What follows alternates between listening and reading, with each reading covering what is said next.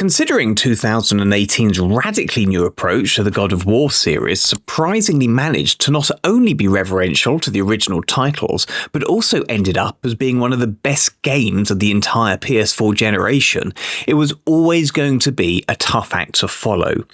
Lacking the striking opening or compelling hook of its predecessor, Ragnarok takes its time to fully get going with its take on the consequences of what transpired previously and the ever-fractious relationship between surly god Kratos and his lippy son Atreus. Once it settles in, you're treated once again to the same largely excellent characterization that often lends the narrative heft. The dwarf brothers are once again on hand to play an even more active role than before, whilst disembodied head Mimir continues to deliver his shining wit via his earthy Scottish lilt.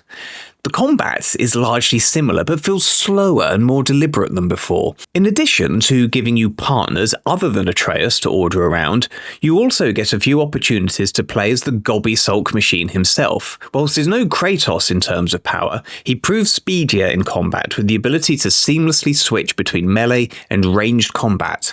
That said, fans of Kratos will be disappointed at how frequently they lose control of the bald-headed deity. Improvements are also surprisingly slight when it comes to the visuals. There's little doubt that releasing a PS4 version of the game has held it back, with the PS5 version essentially feeling like an up-res last-gen title with a better frame rate. Impressive direction makes up for that to some extent, although even that suffers from sequelitis, and that it never quite equals that of its predecessor. The story, in addition to not being as interesting this time around, also feels poorly written at times. There's an uptick in humour, but not all of it lands. The characters often act in a way that services the overarching plot, rather than reacting to situations naturally, with fallouts and makeups often feeling more like arse-pulls than organic developments. The characters also rather too frequently speak like contemporary generation twat Americans, rather than stratosphere-ripping dragon-fisting supreme beings. By far the worst element of Ragnarok, though, lies in its utterly dreadful pacing. Absolutely everything in this game takes forever to achieve, which diminishes the impact of the story even further. This would be more forgivable if it were restricted to the commendably well signposted side content, but the main story quest almost continually feels like it needs a lit rocket inserting into its rectum.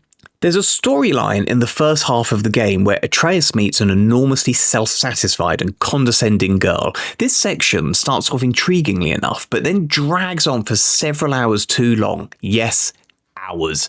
By the time this section ends, you'll be begging for the plot to get back into gear, only for it to shift from glacial back to a snail's pace. This is a game where you can play for an hour and feel like you've achieved virtually nothing at the end of your session. Considering how amazing the 2018 God of War is in virtually every way, cutting Ragnarok's legs off in this fashion is as baffling as it is disappointing. The crying shame of it is that with the brain-dead walking simulator half of its running time excised, Ragnarok could have been a worthy sequel, albeit one that never surpasses its forebear.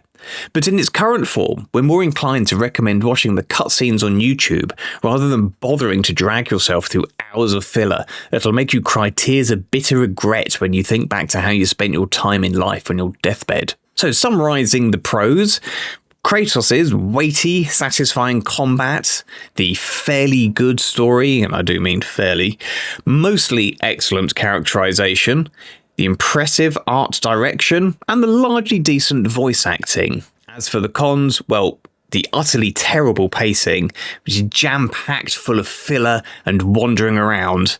The game is long for the sake of being long, not really much of a graphical upgrade, and also the story is not as compelling as its predecessors. We're giving this game 67%, which on our review scale is fair.